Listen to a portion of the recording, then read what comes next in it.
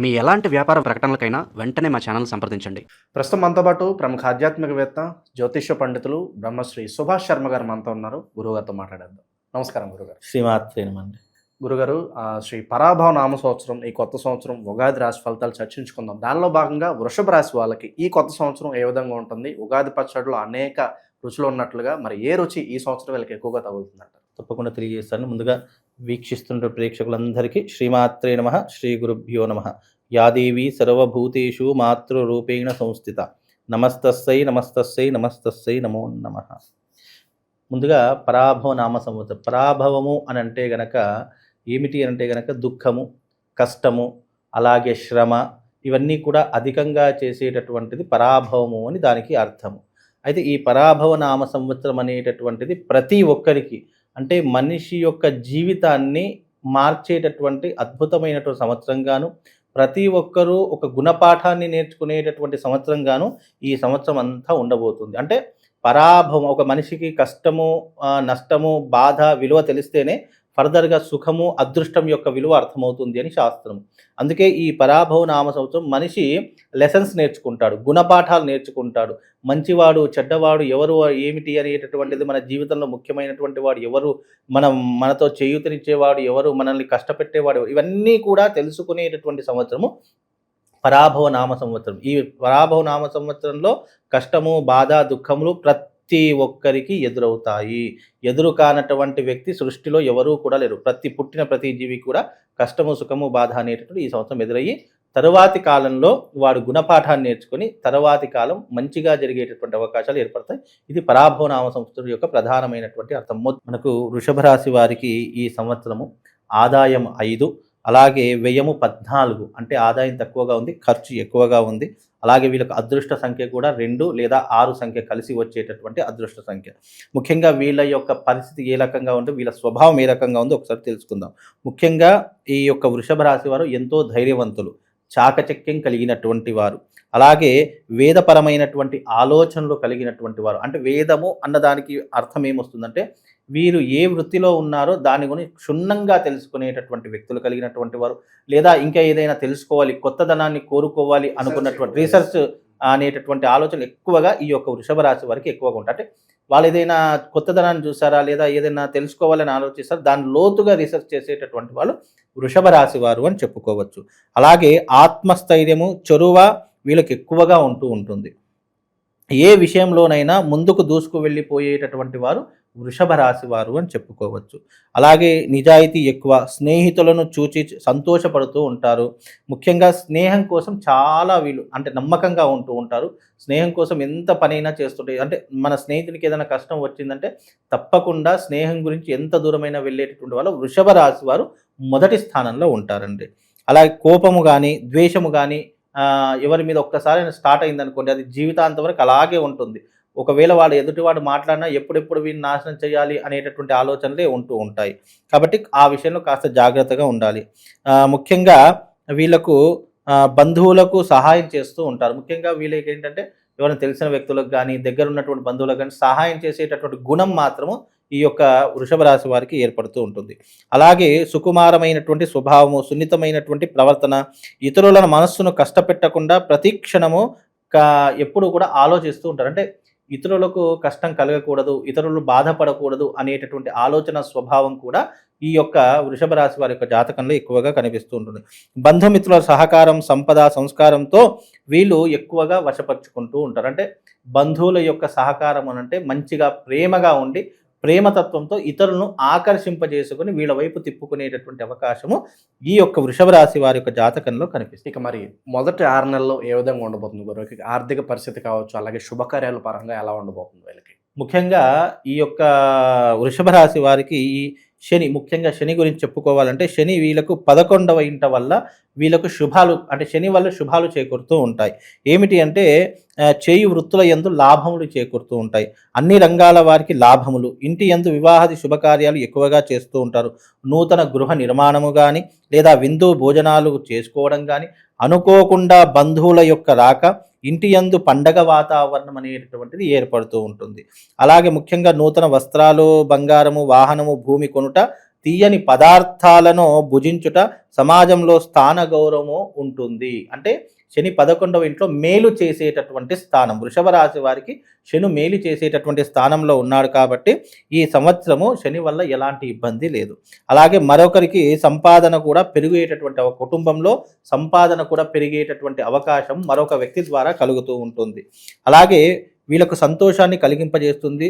ముఖ్యంగా శీఘ్రముగా వచ్చినటువంటి విద్యార్థులు ప్రథమ శ్రేణిలో ఉత్తీర్ణత ర్యాంకును వచ్చి మంచి స్థాయికి వెళ్ళేటటువంటి, అంటే విద్యా అర్హతలో కూడా మంచి స్థాయిలో వెళ్తూ ఉంటారు.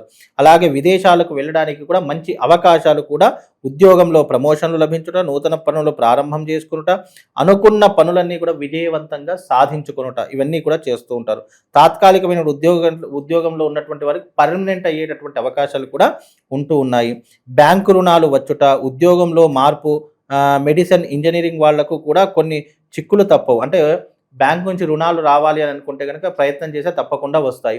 కాకపోతే ఏంటంటే మెడిసిన్ ఇంజనీరింగ్ వాళ్లకు మాత్రం కొన్ని చిక్కులు చికాకులు తప్పవు.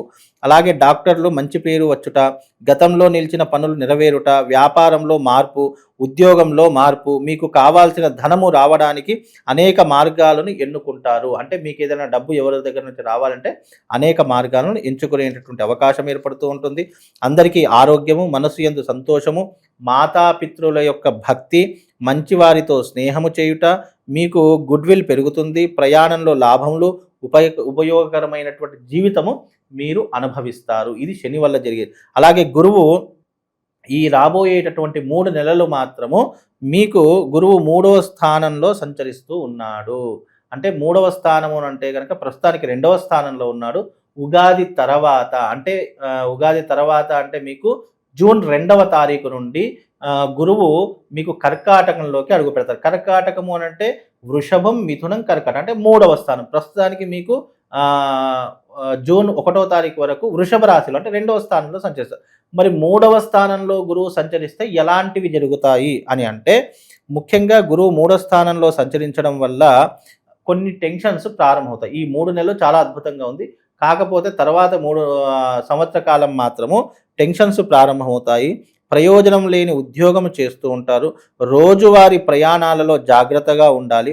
అలాగే పొత్తులో వ్యాపారం అంటే పార్ట్నర్షిప్ బిజినెస్ అస్సలు కలిసి రాదు మీకు. నమ్మినటువంటి వాళ్ళే మోసం చేసేటటువంటి లక్షణాలు ఉంటూ ఉంటాయి. కాబట్టి ఇలాంటి విషయాలు ఇవన్నీ జాగ్రత్తలు, అంటే గురువు మార్పు చెందడం వల్ల ఎలాంటి జాగ్రత్తలు తీసుకోవాలో మీకు చెప్తున్నాను. ముఖ్యంగా నమ్మిన వారు నష్టం చేసేటటువంటి అవకాశం ఏర్పడుతూ ఉంటుంది. అలాగే కఠినమైనటువంటి నిర్ణయాలు తీసుకుంటూ ఉంటారు ఈ సంవత్సరము. ఆచరణలో సాధ్యం కాదు. కఠినమైనటువంటి నిర్ణయాలు తీసుకున్నా అవన్నీ కూడా మీరు చేయలేనటువంటి మనస్తత్వం కలిగినటువంటి వ్యక్తులు. అలాగే మితిమీరినటువంటి కోపం, అంటే ప్రతి ఒక్క చిన్న విషయానికి మీ చుట్టుపక్కల జరుగుతున్నటువంటి సంఘటన వల్ల కావచ్చు, కుటుంబంలో జరుగుతున్నటువంటి సంఘటనల వల్ల కావచ్చు, కాస్త కోపం అధికంగా వచ్చేటటువంటి అవకాశం ఏర్పడుతూ ఉంటుంది. సెంటిమెంట్ వస్తువులను అమ్మి మీరు చింతిస్తూ ఉంటారు. అంటే మనం ఇన్ని రోజులు కాపాడుకున్నటువంటి వస్తువులను అమ్ముకునేటటువంటి పరిస్థితి ఏర్పడుతుంది. తర్వాత బాధపడేటటువంటి లక్షణాలు ఎక్కువగా ఏర్పడుతూ ఉంటాయి. ముఖ్యంగా ఆదాయానికి మించినటువంటి ఖర్చులు చేస్తూ ఉంటారు. 10 రూపాయలు సంపాదించాలి, లేదా ఒక 10,000 సంపాదించారనుకోండి, 20,000 ఖర్చు అవుతూ ఉంటాయి. మళ్ళీ తిరిగి 10,000 అప్పు చేసేటటువంటి పరిస్థితులు ఏర్పడుతూ ఉంటాయి. కాబట్టి కాస్త జాగ్రత్తగా ఉండే ప్రయత్నం చేసుకోవాలి. అలాగే మీ మీద నరదిష్టి అధికంగా ఉంటుంది. ఈ సంవత్సరము వృషభ రాశి వారికి నరదిష్టి అధికంగా ఉంటుంది. కాబట్టి కాస్త జాగ్రత్తగా ఉండే అవసరాన్ని ఏర్పరచుకోవాలి. ముఖ్యంగా ఏ పని చేసినా కూడా బాగా ఆలోచించి చేయాలి. మీరు శని జపతర్ప హోమాదులు తప్పకుండా చేయించుకోవాలి. అలాగే మీరు శ్రీరామ రక్షా స్తోత్రాన్ని చదువుకోవడం ద్వారా కొంతవరకు మేలు జరిగేటటువంటి అవకాశము వృషభ రాశి వారి యొక్క జాతకంలో చాలా స్పష్టంగా కనిపిస్తుంది. గురుగారు, మనకి ఉగాది పచ్చడిలో మరి ఫ్లేవర్స్ మాట్లాడుకుంటే ఎక్కువగా ఏ రుచి వీళ్ళకి ఎక్కువగా తగులుతుంది ఈ సంవత్సరం? వీళ్ళకు ముఖ్యంగా ఈ సంవత్సరం ఒక 3 నెలలు మాత్రము తీపి పదార్థాలు, అంటే శుభాన్ని సంకేతంగా చెప్పుకోవచ్చు. ఎప్పుడైతే గురువు కర్కాటకంలోకి అడుగు పెడతాడో అప్పుడు కొన్ని చిక్కులు చికాకులు తప్ప, అంటే 2 రుచుల సమ్మేళనం అని చెప్పొచ్చు. తీపి చెప్పొచ్చు, వగరు అని చెప్పొచ్చు. ఎందుకంటే శని బాగున్నాడు, కానీ గురువు రాబోయేటటువంటి జూన్ 1వ తారీఖు తర్వాత కర్కాటకంలోకి అడుగు పెడతారు కాబట్టి కాస్త ఇబ్బందులు జరిగేటటువంటి అవకాశం మాత్రము కనిపిస్తుంది. వీళ్ళకి ఈ సంవత్సరం ఏదన్నా టర్నింగ్ పాయింట్ ఉందా గురుగారు? అంటే ఇప్పటి వరకు ఎదురు చూస్తున్నారు, అది ఈ సంవత్సరం జరుగుద్ది, లేదా పాజిటివ్ అయినా నెగిటివ్ అయినా ఏదైనా టర్నింగ్ పాయింట్ ఉంటుందా? టర్నింగ్స్ అయితే ఏమీ లేవండి. ఉన్న దాంట్లోనే చాలా చక్కగా ఉండడం చాలా మంచిది. అనవసరం లేనిపోని విషయాలు ఆలోచించి గొప్పలకు పోయి అనవసరంగా రోడ్డును పడేదానికంటే ఉన్నదాన్నే జాగ్రత్తగా కాపాడుకోవడం వృషభ రాశి వారికి చాలా మంచిది. అనవసరమైనటువంటి విషయాల్లో కలగజేసుకోకూడదు. అనవసరమైనటువంటి వేరే ఇతరుల యొక్క విషయాల్లో మనము కలగజేసుకోకుండా మన పని మనం చేసుకోవడం చాలా ఉత్తమం వృషభ రాశి వారు. ఎందుకంటే ఈ 3 నెలలు చాలా బాగుంది, దాంట్లో ఏ సందేహం లేదు. కానీ ఎప్పుడైతే జూన్ 1వ తారీఖులో అడుగు పెడతారో వృషభ రాశి వారు, ఆ తర్వాత కష్టాలు అనేటటువంటివి మొదలవుతాయి, బాధలు దుఃఖములు అనేటటువంటివి మొదలవుతాయి. కాబట్టి కాస్త జాగ్రత్తగా ఉండేటటువంటి ప్రయత్నం చేయండి. ఇప్పటి నుండి ఈ 3 నెలల నుంచే అన్నీ కూడా మీరు అంటే బ్యాకప్గా మనం కొన్ని ఎలాగైతే పెట్టుకుంటామో అలా కొన్ని బ్యాకప్స్ అంటే డబ్బులు కావచ్చు, ఆర్థిక పరమైనటువంటి లావాదేవీలు కావచ్చు, ఏదైనా అప్పుల బాధలు కావచ్చు, అప్పుల బాధలు ఉంటే తీర్చేసుకోండి రాబోయే 3 నెలల్లో. మీకు ఏదైనా డబ్బులు ఉంటే మీరు బ్యాంకులో కానీ ఇంట్లో కానీ పెట్టుకునే ప్రయత్నమే మాత్రమే చేయండి తప్ప ఇతరులకు ఇవ్వడం కానీ అదే మనవాడే కదా అని చెప్పేసి మనం డబ్బులు ఇవ్వడం కానీ చేసామా మనం చిక్కుల్లో పడతాము. కాబట్టి వీలైనంత వరకు మన కష్టాలే ఎదుటి వాళ్ళకి తెలియాలి తప్ప మన సంతోషాలు తెలియాల్సిన పని లేదు. ఎందుకంటే వీడు సంతోషంగా ఉన్నాడు అని అంటే వాడి సంతోషం మీద ఎప్పుడెప్పుడు రాళ్ళు వేద్దామా అనేటటువంటి విధానాలు మీ చుట్టుపక్కల ప్రారంభమవుతాయి. కాబట్టి కాస్త జాగ్రత్తగా ఉండండి. ఇక ఎక్కువగా ఈ సంవత్సరం ఎటువంటి క్షేత్రాలను దర్శిస్తే వీళ్ళకి బాగుంటుంది గురుగారు? ముఖ్యంగా వీళ్ళు అరుణాచల క్షేత్రాన్ని దర్శించడము, అలాగే ఆ అరుణలింగాన్ని ఆ యొక్క జ్యోతిర్లింగాన్ని దర్శించుకోవడము, అగ్నిలింగము తత్వం కలిగినటువంటిది గిరి ప్రదక్షిణ చేసుకోవడం చాలా విశేషం. వీలైతే రుద్రహోమము చేసుకునేటటువంటి విధానం చేసుకోండి. ఈ సంవత్సరము వృషభ రాశి వారు రుద్రహోమం చేసుకోండి. అది ఇంట్లో అయినా సరే, దేవాలయంలోనైనా సరే. ఎవరైతే వృషభ రాశి వారు కలిగినటువంటి వాళ్ళు ఉంటారో వాళ్ళు ఒక్కసారి రుద్రహోమం చేసుకుంటే కొంత వరకు ఉపశమనం కలుగుతూ ఉంటుంది. చాలా మంచి విశ్లేషణ అందించారు. ధన్యవాదాలు గురు. శ్రీమాన్.